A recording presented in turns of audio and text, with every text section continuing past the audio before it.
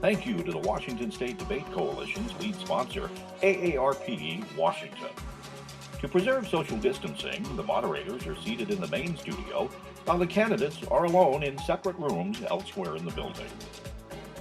This debate will be moderated by 4 reporters from across the state. Jessica Jenner Castro, King 5, Michelle Esteban, Como News, Scott Leadingham, Northwest Public Broadcasting, and Mike McClanahan from TVW. And good evening from the TVW studios in Olympia. Glad you are with us, and welcome to our candidates, Senator Marco Lias and Congressman Denny Heck. Gentlemen, I want to confirm that you both can hear us from the studio. Yes, we can. Thank you. Loud and clear. All right, thank you. The candidates are alone in their rooms upstairs from this studio. They have no campaign or production staff with them, and they are not allowed to bring any notes, phones, or computers. The candidates have screens where they can see each other, us, the moderators, and digital time cues. Tonight's debate is unusual in that it features 2 Democrats. In our state's primary system, the top 2 vote getters from that primary move on to the general election regardless of political party.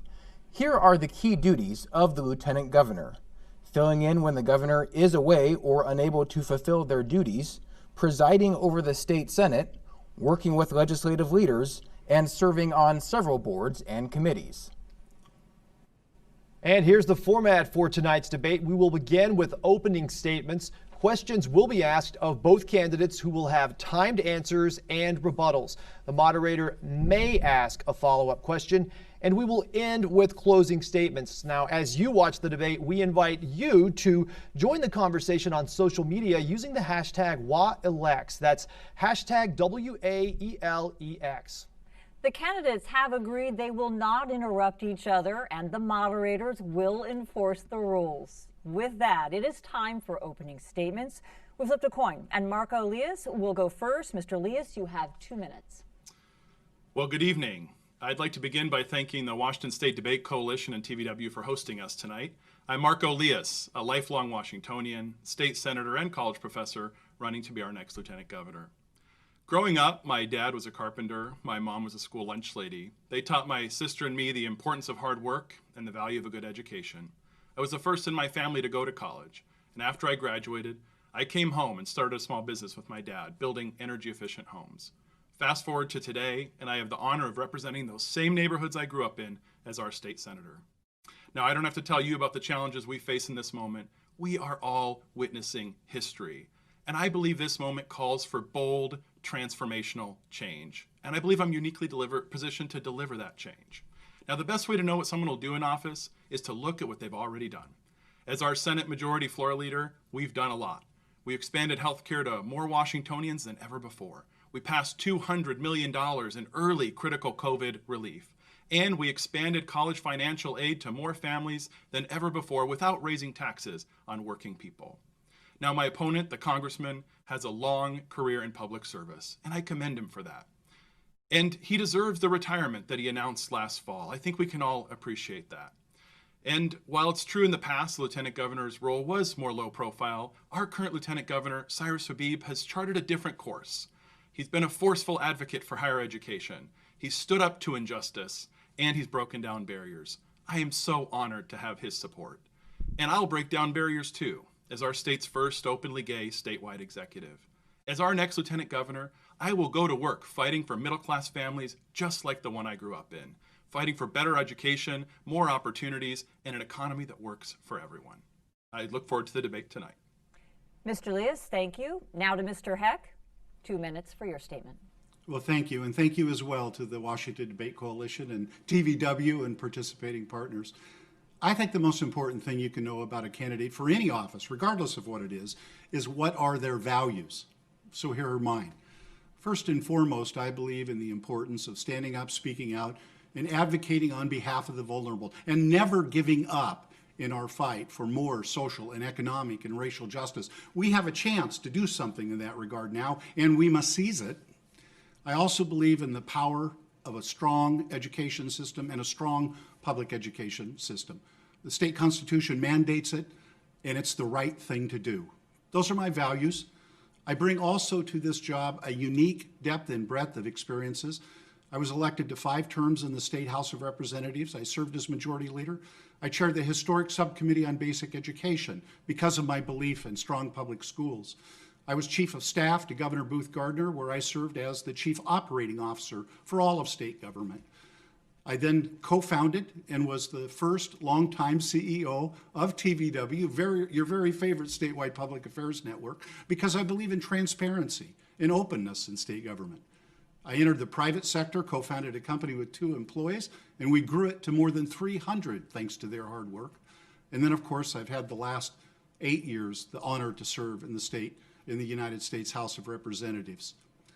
These values, these experiences are going to come in handy as we confront the triple crises in Washington State: the continuing COVID pandemic, the economic recession, and the budget shortfall. We have to crush the virus, but to do that, we have to do it based on science. And we have to rebuild our economy better than before with more broadly shared prosperity and more environmentally sustainable practices. And when we deal with the budget shortfall, we must protect the vulnerable. I'm looking forward to the conversation tonight. Mr. Heck, thank you. Let's begin now with our questions. Mr. Heck, you will go first, and Mr. Lias, you will have a chance to answer the same question. As we've pointed out, you both have held elected office, and you're both Democrats. Why should Republicans listen to tonight's debate, and what are the key differences that set you apart from your opponent? Mr. Heck, you'll go first. You have 1 minute and 15 seconds. Well, we're going to have a lieutenant governor in January, and it behooves every citizen, whether they're a Democrat or a Republican or an independent, to come to a conclusion and make a decision about who would best serve the interest of our state. As I said during my opening statement, I'm offering myself as a candidate with not just these values I've enumerated, but with this depth and breadth of experience, which will come in handy as we deal with these problems. Listen, this COVID crisis is entering its 3rd surge. It isn't going away soon, and it's going to take somebody who is committed to basing our decisions on science and data to be able to combat it. And if we want the economy to recover, the only way for the economy to recover is to defeat the virus. Okay, Mr. Lias, same question to you. Why should voters who are not Democrats listen tonight, and what are the key differences between you and your opponent?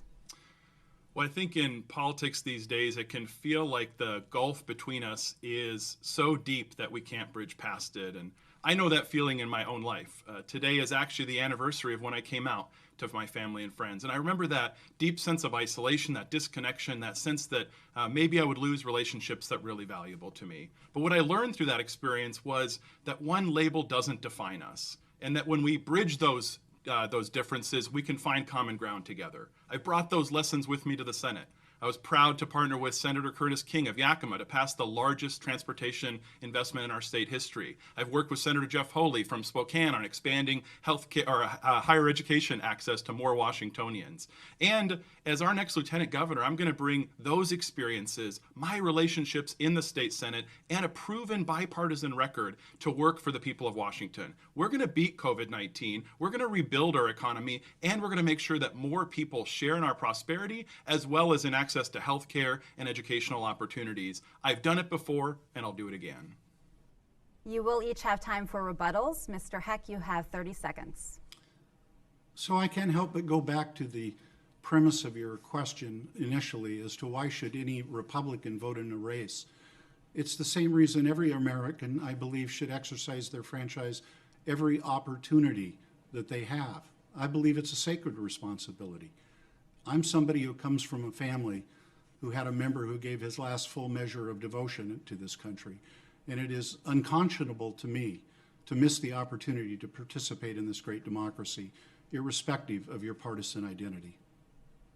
Mr. Lias, you have 30 seconds.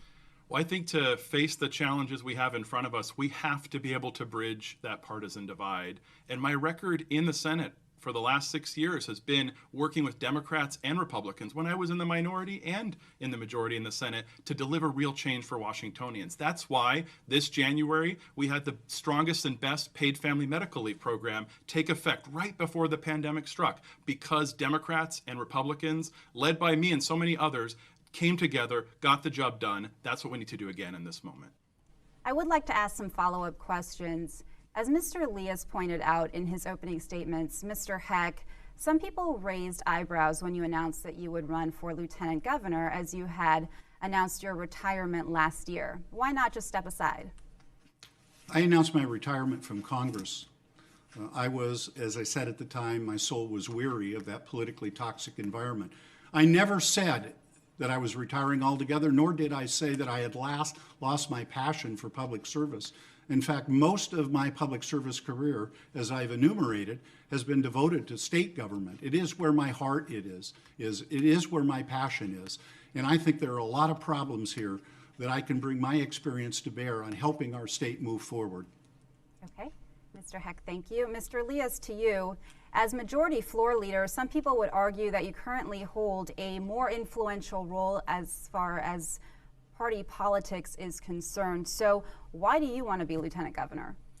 Well, I'm not interested in party politics. I'm interested in delivering for middle-class families just like the one I grew up in. And as our current Lieutenant Governor, Cyrus Habib, has shown, this office can be a game changer in bringing the kind of changes we need in our state. We need to get health care to more Washingtonians. We need to continue to invest in educational opportunities. And we've got to rebuild an economy that works for everyone, not just those at the top, the millionaires and the billionaires and big corporations. We need proven bipartisan leadership that can meet this moment and lead our state forward. That's why I threw my name in the ring, and that's why I'm running. Okay, thank you to both. And the next question is for both candidates, but this time Mr. Lias will answer first and then Mr. Heck.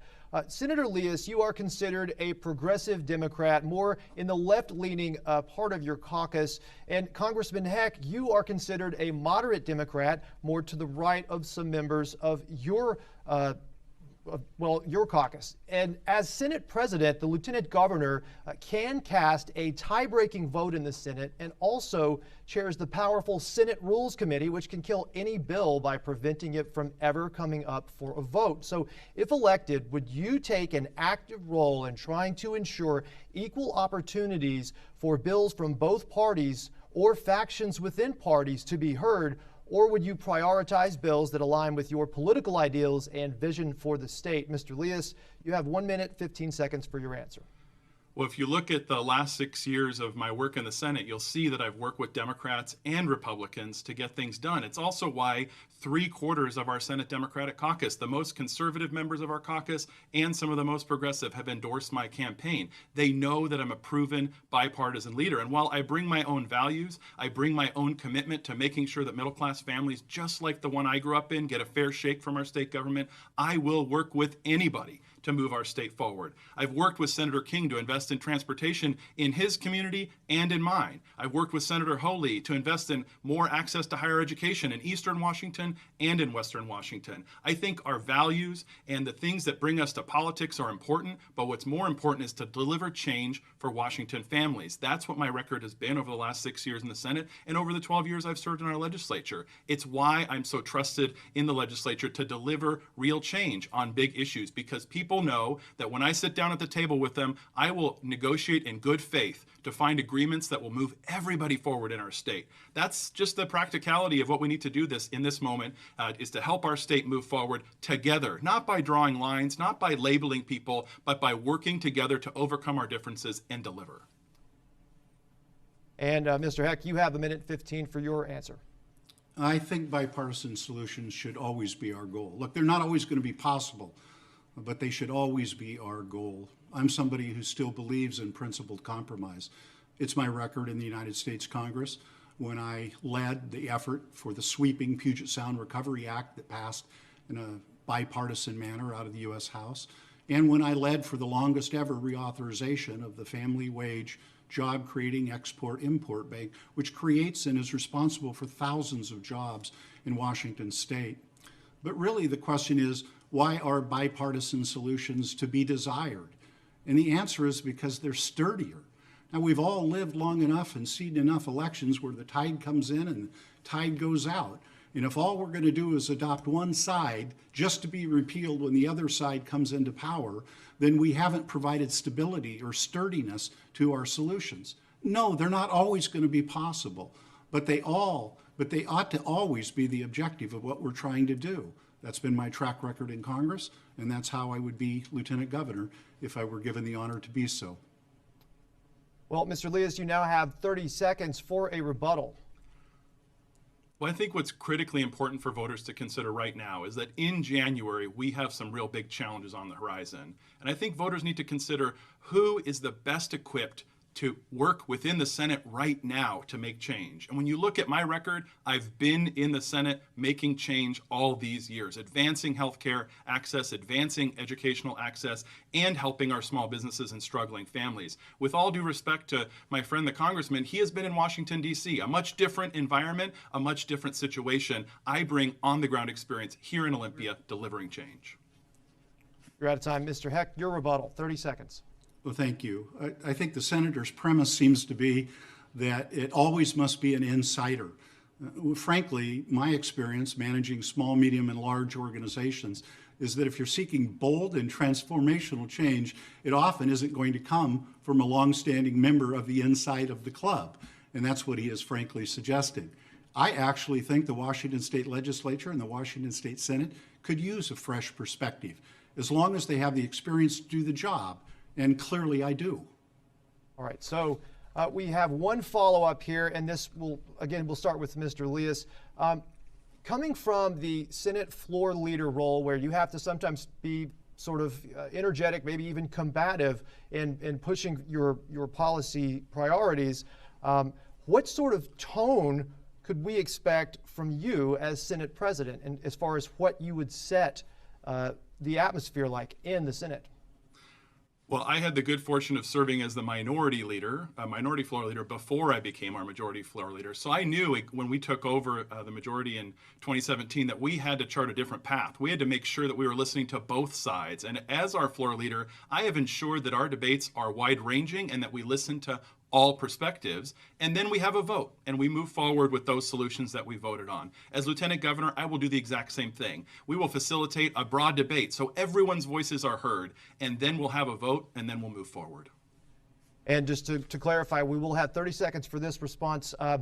Mr. Heck, you also coming from Washington, D.C., you mentioned yourself the atmosphere, the divisiveness there. What sort of tone would you bring to the Senate if elected Lieutenant Governor? 30 seconds. Well, the number one job of the presiding officer is to competently administer the rules of the Senate.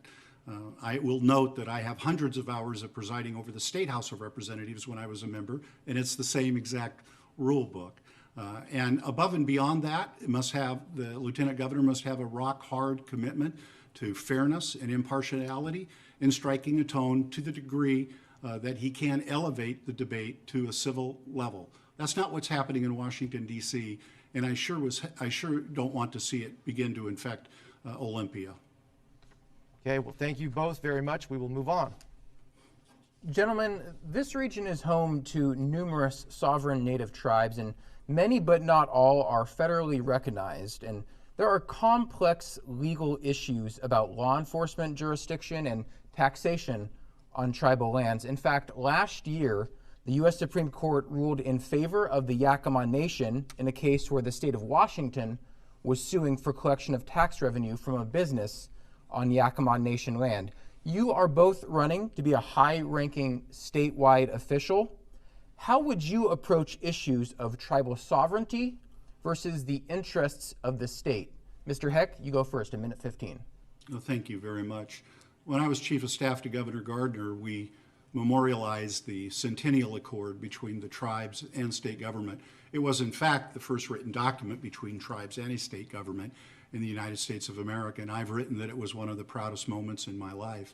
I think the key to understanding this is acknowledging that these Indian tribes are nations that do have sovereignty, and that we also have a trust responsibility to them as a result of the compacts that we entered into them, the treaties we entered into with them, and those responsibilities last in perpetuity. And it's been my experience working as often as I have and as deeply as I have in Indian country over the years, that the key is prior consultation. That before you take action that affects them, they get a seat at the table. They get to be listened to. They are, after all, sovereign. They've been here a lot longer than we have. And I might just add parenthetically, another one of the proudest moments I had in Congress was the privilege to rename the Nisqually Wildlife Refuge for my dear friend Billy Frank Jr., who was a great man, nominated for the Nobel Peace Prize, won the Albert Schweitzer Humanitarian Award, and he's somebody that is a great man, and I miss him to this day. Thank you. Mr. Leas, a minute 15. Well, I think the first thing we've got to do is acknowledge that our indigenous people in this state have been here since time immemorial and have stewarded the land and waters of our state long before white settlement arrived here. I had the pleasure of serving as a city council member in Mukilteo, where some of the first treaties were signed with our native tribes. And I know that we have not lived up as a state or as a nation to the promises that were made to those indigenous people at Point Elliott. It is time to begin a conversation about how we repair that damage. And the first step we can do is to recognize and respect the sovereignty of our tribal nations. I was proud this year to help lead the effort to recognize the tribes' power to tax themselves and collect taxes on tribal lands. And we memorialize that in the form of a compact with the Tulalip tribes. And I look forward to building on that moving forward.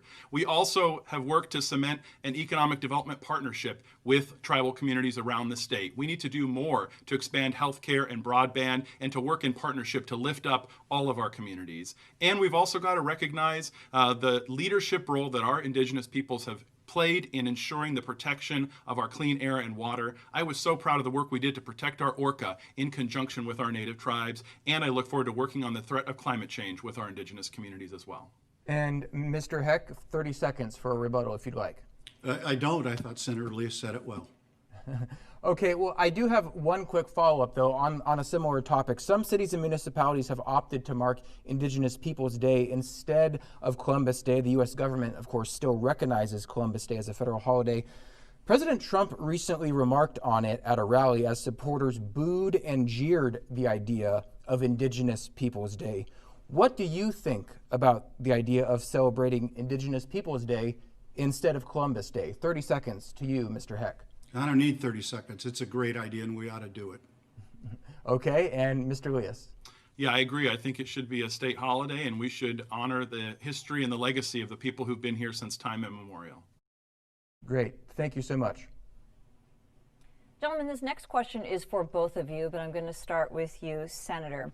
It is possible if you are elected to serve as lieutenant governor, you could end up serving as governor of our state. A lot has to happen first.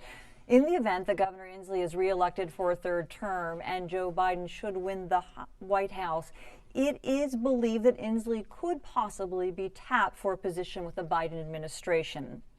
If that scenario does play out, I have two questions for you. One, why are you the better candidate to serve as governor? And two, would you make a run for the governor's office in 2021? Senator, we'll start with you. You have 1 minute and 15 seconds. Well, thank you so much. This is one of the most important roles of the lieutenant governor. I wouldn't run if I weren't qualified to step up. I've been proud to work alongside Governor Inslee to take bold action to confront the climate crisis, to expand healthcare and pass our first public option, and to pass the new Long-Term Care Trust Act to help our seniors. I'm excited to partner with him as our next lieutenant governor. And I've also been recognized by my Senate colleagues who have elected me both to a leadership position, but have endorsed me in this campaign. They know the quality of my leadership. They know that I can lead our state forward. Now, I am not seeking this office as a retirement job or as a springboard to higher office. I am running to be an advocate for working people in our state. And I don't know Congressman Heck's motivations. I can just say that I am running because I am eminently qualified to take on this task. Now, if for whatever reason Governor Inslee cannot complete his term, I would serve temporarily until the people of Washington elect a new governor, and then I would return to my post as lieutenant governor. This is the job I want. This is the job I'm qualified for, and it's the best place for me to make the bold transformational changes we have in this moment in our state, expanding healthcare, education, building an economy that works for everyone. Senators, thank you. Congressman Heck, same question. If that scenario does play out, why would you be the better candidate to serve as governor? And while you have said publicly you would not run in 2021, is there a circumstance that would cause you to reconsider? Well, as I've indicated before, I'm a former chief of staff to one of our state's great governors, Booth Gardner, and in that capacity functioned as the chief operating officer. That's about as close as you can be to governor without being governor as is possible. And I also think that the rest of my life experiences would help me do a better job at that, should that set of circumstances arise. But I have said from day one, on the day I made my announcement, that under no circumstances would I seek re-election as governor, which would occur in November of 21. I think the reason why I would not is really important here. Whomever is governor in the January 21 session, without having been governor, without having run for it for a year, is going to be airdropped into dealing with these three crises we've talked about: the pandemic, the economic recession, and the budget shortfall. And they must be focused like a laser on helping to solve those problems and not be off setting up a campaign and running for governor. And I won't, because I think the voters of the state deserve whomever takes that on to have their whole heart, their whole mind, and their whole spirit leaning into the solution of those very difficult problems that are so challenging for our families throughout our communities in this state. Mr. Heck, thank you. Mr. Leas, you have a rebuttal, 30 seconds. Well, I won't be airdropped into Olympia, as the congressman suggests. I've been there for the last 8 years, serving with Governor Inslee, making change together. And I've been developing the relationships and the confidence and the trust of my colleagues, Democrats and Republicans, in the legislature. So whether it's serving as lieutenant governor, which is the job I want, or if circumstances required as our governor, I will draw from that experience. I will draw from those relationships and that proven bipartisan record to deliver change. And like I said, let the people of Washington elect a new governor, and then I hope to return back to the job I'm running for right now. Gentlemen, thank you both. Let's talk about COVID-19 now. Even if there is a vaccine approved soon, the pandemic and its side effects could last years. Washingtonians are still getting sick, but they're also dealing with the financial and emotional hardships associated with lockdowns. So what is your plan to deal with COVID-19 in the next legislative session? Mr. Heck, you'll go first this time. You have 1 minute and 15 seconds for your answer. Well, again, and we can't say this often enough, we have to rely on the science and the data. We can't be running off chasing rumors and pretending that you can drink bleach and make yourself better. We have to listen to the experts on this, the public health professionals. And in fact, probably the two most important decisions about how Washington State is going to deal with this are coming upon us, because our Secretary of Health, John Weisman, and our Chief Medical Officer and Science Officer, Kathy Lofi, are both leaving state government. And aside from the governor, they're probably the two most important people in the two most important decisions. Now, when it comes to what the legislature ought to do, I want to hearken back to what I said earlier about protecting the vulnerable. We're going to have a lot of needs coming out of this situation, both with respect to providing health care for people who have been impacted, but also the mental health impacts of all of this isolation. And also, and very importantly, support for our public schools to be able to have as robust a distant learning approach as is possible, and then to be able, once that we are be able to do in-person learning, help those kids get back up to speed. And it will be incumbent upon the legislature to provide the resources to do that.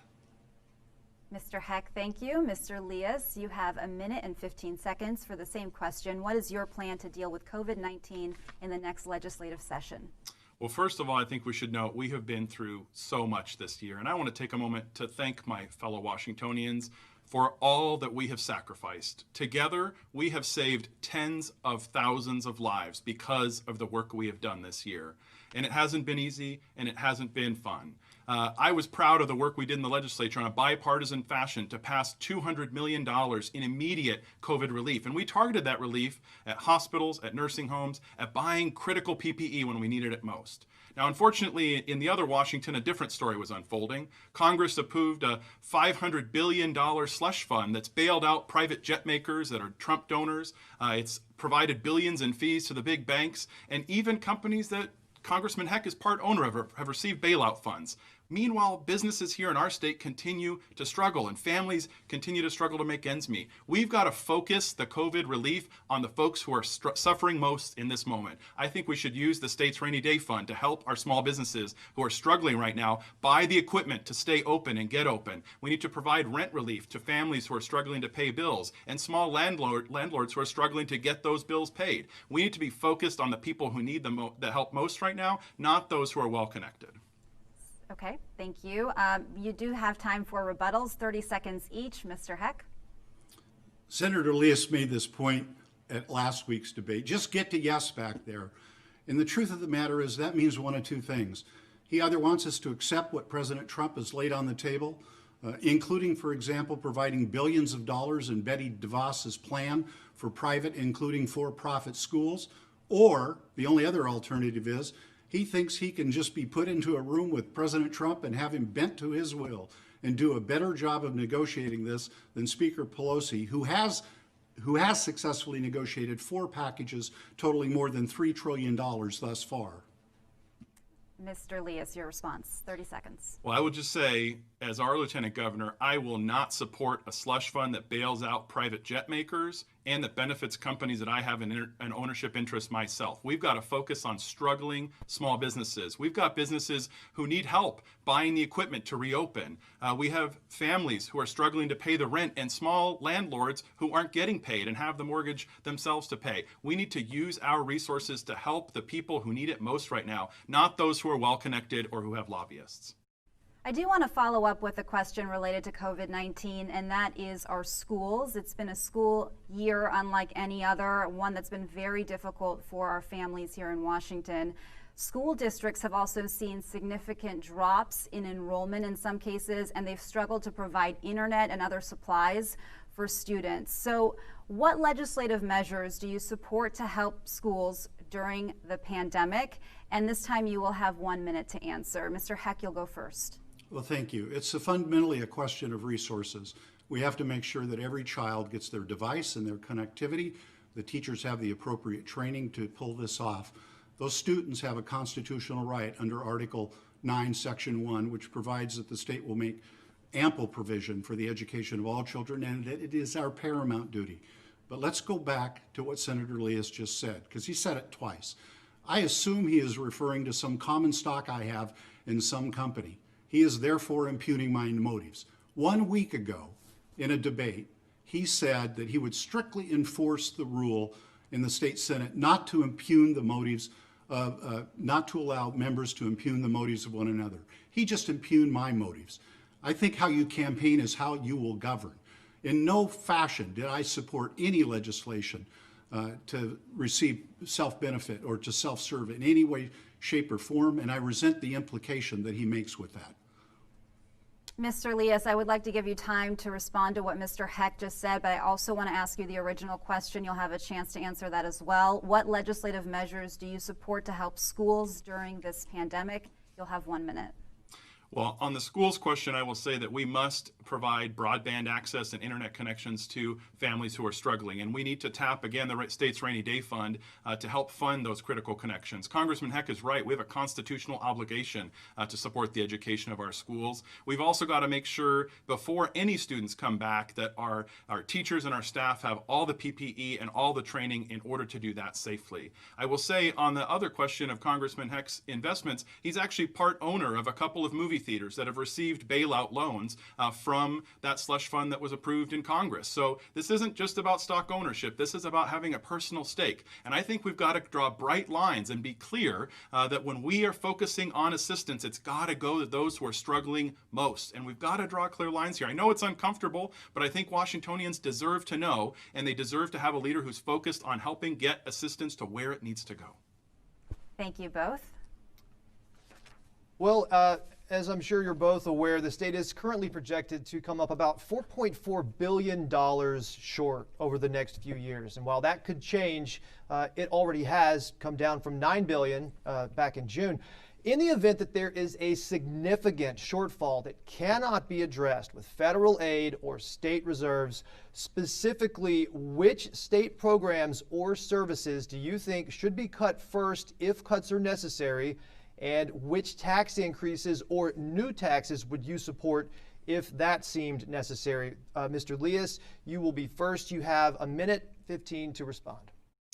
Well, I will just say that we should not begin with a cuts approach. We did that in the last recession, and we are still paying for the consequences of it to this day. It shredded our mental health safety net, and we have seen thousands of Washingtonians suffer as a result of it. So we need to start with a conversation about how we use our reserves, how we use federal support, and look at new progressive revenue. I support closing abusive big business tax loopholes. I led the effort in the 2019 session to close a loophole that benefited international investment companies. It's an example of what we can do to ensure that our tax code is fair. I also support passing an excise tax on capital gains, so that the wealthiest Washingtonians, those billionaires who have made more money while we've been in the midst of this crisis, chip in to help support core state services.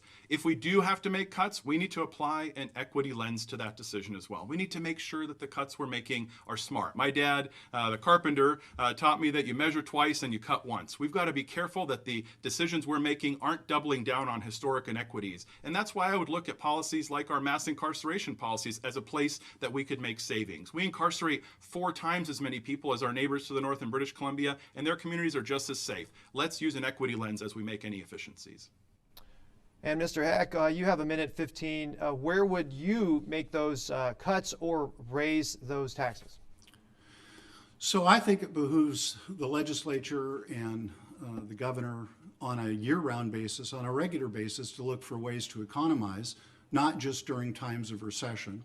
I have said that I thought that the Lieutenant Governor's office, which has doubled in size in the last 4 years, should participate in this. But I want to hearken back again to what I said at the top, what my most important value is, which is to protect the vulnerable. And I think whatever measures or actions we take going forward should protect the vulnerable. And I'll add to that. I think we should also protect the institutions that are going to help our economy grow, like higher education, and in particular our state's community and technical colleges. I do think that the use of the rainy day fund is prudent because I think it's raining. And then if we get to revenue, I do think where we start is with the principle and the standard that we're not going to adopt anything that is going to render our state's tax system, which is already the most regressive in the country, any more regressive. In fact, what we ought to do is contemplate any combination of revenues that will render it more progressive and less regressive than it currently is. That's the standard that we ought to begin with. And Mr. Leas, you have 30 seconds for rebuttal.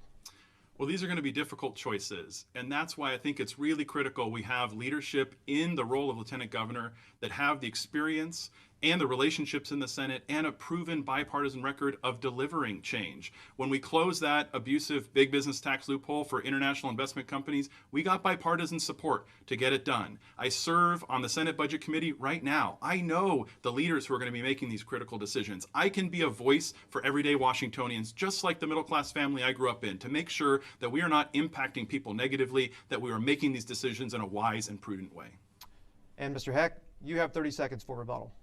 I think Senator Leas would be an excellent advocate in a continuing role on the Budget Committee, where he'll actually be in a better position to see that which he would like to have happen occur than he would presiding over the state Senate. Okay, so we're going to have some follow-up time here. You'll each have a minute to respond. I want to tackle 2 issues with this. Number 1, I want to talk about Initiative 976 to limit car tab fees, which was approved by a majority of voters in 35 counties last November, but was recently struck down by the state Supreme Court. Voters have made it clear they want vehicle fee cuts and a fair vehicle evaluation system if elected. Would you make that a priority? And on top of that, Mr. Leas, you just referred to corporate tax loopholes, corporate tax breaks as a place you would look for funding. Could you specify what those are and answer the 976 question, please? 1 minute. Yeah, thank you. You know, I will just echo what my friend the congressman said, which is we have the most upside down tax system in the country. In Washington right now, if you're working your way into the middle class, you pay as many as 15 cents on the dollar in state and local taxes, while those at the very top pay just a penny. We've got to turn that upside down. So when it comes to those abusive big business tax loopholes, we need to look to places, and that we have a Citizens Commission that's identified this, to look for opportunities to make a difference. The courts just threw out the tax tax we approved on big banks. I think that we've got to go back to that and make sure that big banks are paying more. In terms of what we can do in the broader budget to make these efficiencies and to make the steps that are going forward, I think we've got to keep a laser focus on ensuring that folks who are in the middle class, who are trying to find affordable housing, get access to health care, get access to education, that they're protected, that we're focusing on those who have benefited while the rest of us have suffered during this economy, and ask them to chip in more. And now, Mr. Heck, if you could just, with 1 minute, respond to the question about the initiative which was struck down, but also give any detail that you can about what sorts of areas of the state budget you think could be targeted if need be. Well, listen, when you have a system, a tax system that is as upside down as ours is, as for long as it is, inevitably what's going to happen, because it's not broadly enough based, and because frankly we don't ask enough of those who have the ability to pay, is you keep jacking up the excise taxes, whether it's the car tab tax or frankly cigarette taxes or beer taxes or whatever you have, in order to fill revenue holes. And it's a consequence of the system being upside down to begin with. It's not broadly enough based. Now, with respect to where it is that we should seek economies, I've long been a believer that we have to be very careful how state government undertakes major technology projects. I think there's a lot of expertise that can be brought to bear through private-public partnerships to make sure that we don't have the kinds of problems, for example, that we did when we had the overwhelming applications on the Employment Security Department in the most recent run-up of unemployment applications. We could do better in that regard and save taxpayer money. We are out of time. Thank you both for your responses on that issue, and I will pass it to my colleague. Mr. Heck, I'm glad you brought up that idea of protecting the institutions that help our economy versus protecting the most vulnerable people in our society, and that's part of the basis of this next question. In this position, you would play a role in international relations and trade, and much of Central and Eastern Washington produce big agricultural exports, but that farm economy is largely dependent on farm workers and agricultural warehouse employees who this year were disproportionately hard hit by COVID-19. They often say they are not adequately protected by their employers or by the state. How might you represent the interests of farm operators on the international stage while also looking out for the health and safety of workers?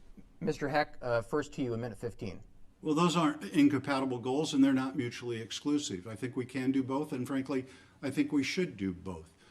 The fact of the matter is that I grew up in a rural area working in a farm. When I was in the state legislature, I represented a portion of Eastern Washington and a lot of farming country, and I have a lot of rural territory in the congressional district I have the honor to represent. So I have a lot of muscle memory when it comes to representing rural areas and agricultural areas, and they're an integral part of our state. And indeed, as chair of the Legislative Committee on Economic Development and International Relations, the Lieutenant Governor is in a position. I've visited many foreign capitals in my capacity as a member of the Intelligence Committee, meeting with the highest ranking diplomats. I've made a priority in Congress working on measures to help with export, including of agricultural products, from completing the State Road 167 link into the Port of Tacoma to also reauthorization of the Export-Import Bank. And yes, the conditions under which some of our farm workers work are abysmal. We've made progress. We need to make more. And it is a fundamental responsibility of state government and the State Department of Labor to ensure that they have safe working conditions. A Hispanic child is 8 times likelier to be hospitalized for COVID, and that's simply unacceptable. Right, thank you. We have to move on. Mr. Elias, 1:15. Well, I'll be clear that my first priority is not going to be to take foreign trips and travel. I think we've got a lot of work to do here at home, rebuilding our economy first. I was proud this year to partner with Republican Senator Judy Warnick of Moses Lake to pass a new statewide soil health initiative to ensure that we're investing in improving productivity on our farms and making state government a partner of our growers. I do think we have more work to do to protect our workers, though, and I think all Washingtonians need to really understand where our food comes from and the supply chain that's involved in that. I was proud to stand in solidarity with farm workers and activists from several Yakima area food processing sites this summer when they were seeking better working conditions and PPE in their work. I also am proud of the work we did in the Senate. As Senate Majority Floor Leader, I helped bring legislation to the floor that examines farm labor contracting practices to make sure that these large agricultural interests don't exploit the law to exploit their workers. And we did that in a bipartisan way because Democrats and Republicans agree that we depend on these workers to deliver our food, to pick our food, to process our food. We need to make sure that they're being treated fairly. So I will continue to build on that record and make sure that we're taking care of the folks who bring us the food that we all depend on. Thank you. And Mr. Heck, we do have 30 seconds for a follow-up if you'd like. No, thank you, though. Okay. Let's move on then to an actual follow-up question. Sticking on the idea of international trade, the 4 dams on the lower Snake River in Washington have been at the center of debate for decades, as I'm sure you both know. They help facilitate shipping and exports of crops along the Columbia and Snake Rivers. But some Native American tribes and environmental groups want them altered or removed to help protect salmon. But doing so would take an act of Congress. Where do you stand on that issue? Mr. Heck, 30 seconds. Well, we've just recently had reissued yet another environmental impact statement and a BIOP with respect to it, and it set forth several conditions under which it believed that they could increase the fish runs. And that's the plan going forward. As we go forward, however, I think it is important that we do a much better job of collaborating with our friends in Indian country. You know, the Northwest and Washington State in particular has a really good track record, a proud track record, frankly, of working with multiple stakeholders through the Timber, Fish, and Wildlife process and the Habitat Conservation Plan process. The best way to reach, again, a sturdy solution is to be collaborative with all the stakeholders and listen to all of them. Thank you. We're going to have to move on. Mr. Leas, 30 seconds. Yeah, last fall I had the chance to visit the Snake River with my colleague Senator Mark Schessler, the Republican leader, and he took us on a tour. And as part of that tour, we also visited with the Nez Perce tribe there to understand their perspectives. I think this is a place for government-to-government discussions with our tribal partners around what the path forward is. And just like our orca recovery plans in Puget Sound, we need to make sure that the decisions we make are guided by science. What's going to have the best impact for the whole ecosystem? I would also lean on a collaborative approach that brings wheat farmers and affected communities to the table to make sure everyone's perspective is being heard. Okay, thank you to you both. This question is for you both. We're going to start with you, Senator. Boeing is back in the news even today.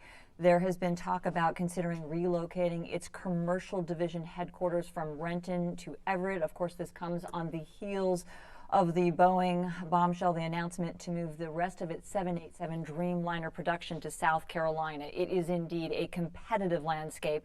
What is your strategy to keep Boeing's workforce here and ensure the next Boeing line will be built in Washington? Senator, you have 1 minute and 15 seconds. Well, I think, first of all, we have to express a deep sense of disappointment with, in my mind, the betrayal that we saw in the decision to move the 787 to South Carolina. The legislature 20 years ago passed the largest tax break in American history to try and locate those jobs here, and the Boeing company has turned their back on that agreement. And I think we need to hold the line and be clear with them that before we do anything else on the tax front, we need a reckoning for this decision that's been made. But I do think the centerpiece of our competitiveness as a state, both in aerospace and across sectors, is in 2 things: our infrastructure and in our workforce training. And what I'm proud of is the investments we're making in infrastructure don't just benefit Boeing, they benefit all of our companies. And I was proud to lead the effort with Senator Curtis King of Yakima and others to pass the largest investment in our transportation system in our state's history. And it's building critical freight links all over Washington, from the I-90 pass to the critical work that needs to be done in Seattle to get to the port. It's also building light rail to help alleviate congestion on our highways and create space for our goods and our people to move around more efficiently. We also have to double down on investments in our worker training system. We need more trade school opportunities, more apprenticeships, and more community college slots so that people can get retrained and trained into the jobs of the future. Thank you very much. We will leave it there. Congressman, the same question, but I'll also ask you to weigh in as well on tax concessions for Boeing. You have 1 minute and 15 seconds. If the decision on where to consolidate the 787 line had been based on merit, it would be in Everett, Washington, period, full stop. Unfortunately, it was not. However, I don't think any of us are surprised by this decision. Disappointed, yes. I think, however, that what we should do is an inventory of our considerable assets as it relates to aerospace. We are still an aerospace center of excellence, and we have lots of companies in this space, pun intended. For example, Aerotech is right at the heart of developing the longest aloft battery-operated airplane in the history of the world. That test being done just this summer. We have an opportunity to lead the world in a lot of regards because of the engineering and the technical talent that resides here. Beyond that, we have to put first and foremost the people who are going to be dislocated by this, the some thousand machinists who will lose their jobs, and make sure that they have opportunities to skill up and to be able to receive any kind of support and training they need so that they can get additional employment. And the same is true critically of the supply chain. You know, thousands of businesses support the assembly of airplanes, and we have to pay very careful attention to those small businesses throughout the state and make sure that we're there to help them as well.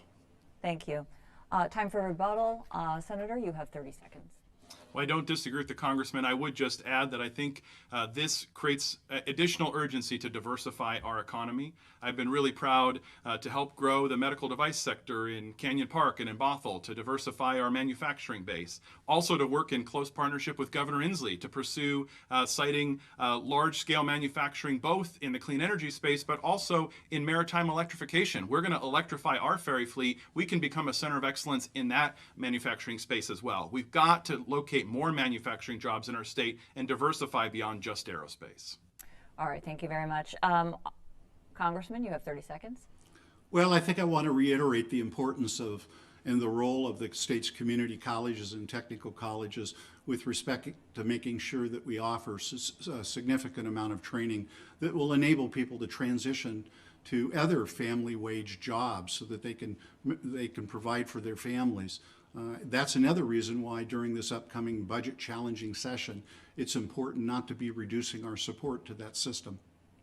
All right, thank you very much. I do have a follow-up for you. Now, I want to go back to one of the other questions that one of the other moderators asked earlier, and this is with regard to the budget shortfall that the state is looking at. $4.4 billion, as you know, is projected. Both of you did talk about possible taxes, but we didn't hear anything about cuts. So I'd like both of you to address that, if you would. We'll start with you, Mr.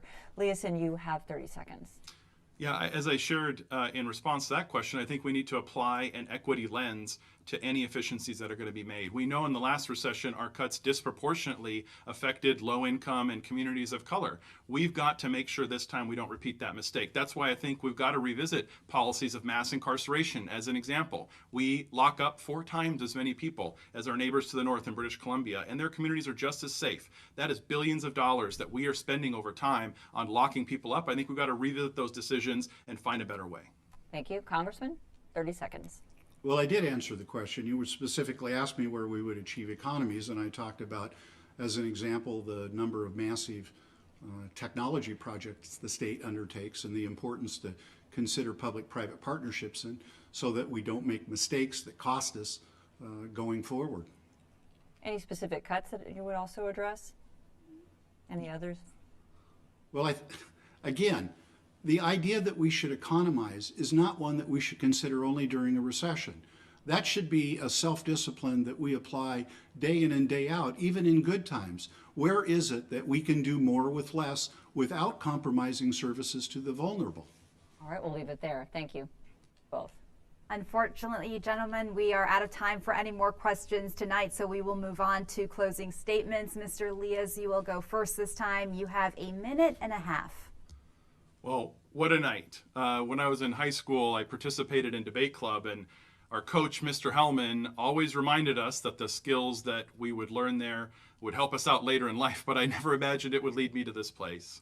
I owe everything I am to our state, to the opportunities that I've had here. And for the last 12 years in the legislature, I've worked to pay it forward, to help families afford housing and health care, save for college, and build a better life.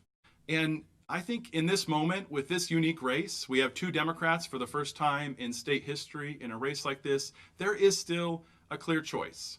After 40 years in politics, Congressman Heck has just become too close to the special interests. And over the last 8 years in Congress, we've seen some of those results. A COVID relief slush fund that benefits private jet makers while families in our state continue to struggle. My record is different. I have been a proven bipartisan leader in the legislature, investing in healthcare expansion and higher education, ensuring that all Washingtonians have access to basic state services in this critical time, and passing a COVID relief package that was focused on hospitals and nursing homes and PPE, not on helping out those who are well connected. Tonight, I'm asking for the opportunity to take my experience, my proven relationships in the state Senate, and my bipartisan record and put it to work for you, fighting to lift up our state, build an economy that works better for all of us. I humbly ask for your vote, and thank you for this opportunity.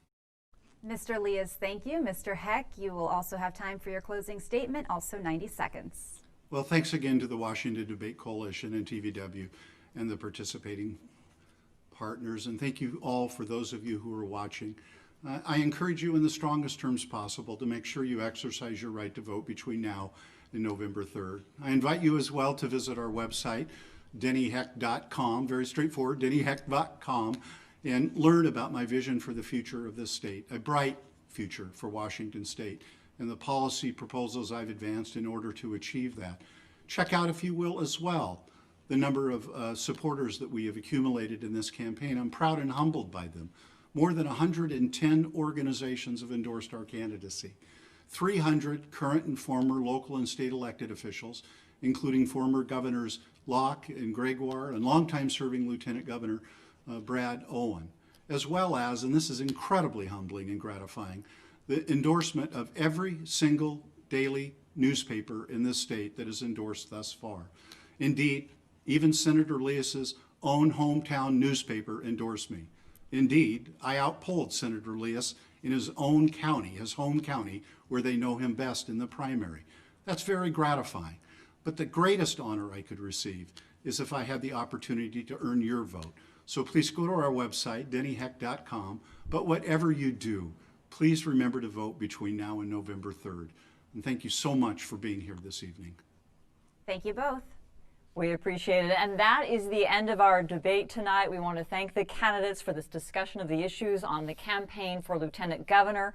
We should mention that ballots have already been mailed to voters across the state. They must be postmarked or put in the drop box by 8 p.m. on Tuesday, November 3rd. That is just 12 days away from now. We want to thank you for joining us today. And we want to say good night from the TVW studios here in Olympia from all of us. And please, whatever you do, make sure you get out there and vote. Good night.